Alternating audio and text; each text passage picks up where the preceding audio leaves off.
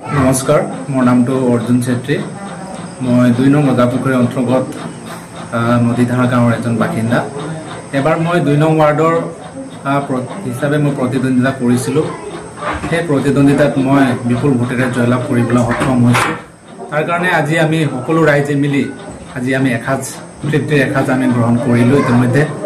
তাৰ কাৰণে মই অশেষ ধন্যবাদ জনাইছো ৰাইজক, যিয়ে মোক ইমান সহায় কৰিলে, যিয়ে মোক ভোটৰ সময় তেওঁলোকে বহুত সহায় কৰিছে, আগবাঢ়ি যোৱাত তেওঁলোকে প্ৰতিটো ক্ষেত্ৰতে মোক সহায় কৰিছে। সেই সহায়ৰ কাৰণে আজি মই বিপুল ভোটত জয় হ'বলৈ সক্ষম হৈছো। তাৰ কাৰণে মই আজি উঠি অহা নৱপ্ৰজন্মক মই এটা কথা ক'ব বিচাৰো যে তেওঁলোকে আগবাঢ়ি আহক, তেওঁলোকেও ইলেকশ্যনৰ কাৰণে তেওঁলোকেও মনোযোগ দিয়ক, তেওঁলোকেও ৱাৰ্ডৰ কাৰণে কাম কৰিবলৈ ওলাই আহক। মই সেইটোৱে তেওঁলোকক মই আহ্বান জনাম। আৰু আজি আমাৰ মাজত উপস্থিত আছে আমাৰ টিকাৰাম লিম্বুদা। তেওঁ মোক যথেষ্ট সহায় কৰিছে। আমি ৰাতি দিনে আমি ঘূৰি ফুৰিছোঁ, জেগা জেগাই গৈ পেলাই আমি কেম্পিংবোৰ কৰিছোঁ। তেওঁৰ ইয়াত বিশেষ অৱদান আছে। मोर नाम टीकाराम लिम्बू। मैं 2 नং रजापुखुरी नदीधार गाँवर बासिंदा।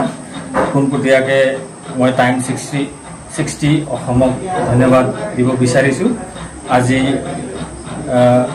সুদূৰ 1952 চনৰ পৰা 2025 বৰ্ষলৈকে চনলৈকে আমাৰ ইয়াত কোনো দলৰ সৈতে প্ৰাৰ্থিত্ব আমি আগবঢ়াব পৰা নাছিলোঁ, জিকাব পৰা নাছিলোঁ। সেয়েহে এই বছৰ আমাৰ অৰ্জুন ভাইটিয়ে বিপুল ভোটে জয়যুক্ত কৰি আমাৰ মাজত এটা আনন্দিত উৎফুল্লিত কৰিছে। তাৰ বাবে তেখেতক মই আন্তৰিক ধন্যবাদ জ্ঞাপন কৰিছোঁ। আৰু সকলো 2 নং ৱাৰ্ডৰ ভোটাৰ ৰাইজে বিপুল ভোটে তেওঁক জয়যুক্ত কৰি বিজয় প্ৰাৰ্থিত্ব বনাবলৈ সক্ষম হৈছে। এই টাইম 60 অসমৰ চেনেল যোগেদি সকলো ৱাৰ্ড সদস্য সমূহ পঞ্চায়তবাসীলৈ আন্তৰিক ধন্যবাদ শুভেচ্ছা জ্ঞাপন কৰিছোঁ। সেয়েহে মোৰ বক্তব্য मानिलो। धन्यवाद। 2 नং वार्ड रजापोखरी को बासिंदा हूँ र आज यहाँ नदीधार गाउँबाट 2 नং रजापोखरी वार्ड को पंचायतबाट अर्जुन छेत्रीले जितेको लागि आज हाम्रो नदीधार गाउँमा एउटा खुसाइलो पार्टी मनाउँदैछौँ। र आज महिलाहरू पनि आज दिदी भाइ सबै भेला भएर खुसी मनाएर आज एउटा जितेको लागि रमाइलो मनाउँदैछौँ।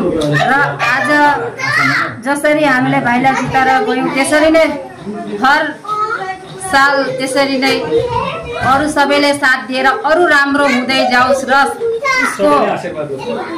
हामीले सबैले दिएको आशीर्वाद लागेर उहाँले अरू धेरै ठुलो काम अगाडि बढ्दै जाओस् र त्यसको लागि आज हामी सबै महिलाबाट धन्यवाद जनाउँदैछौँ र खुसाइलोमा उहाँलाई धेरै धेरै आशीर्वाद दिँदैछौँ।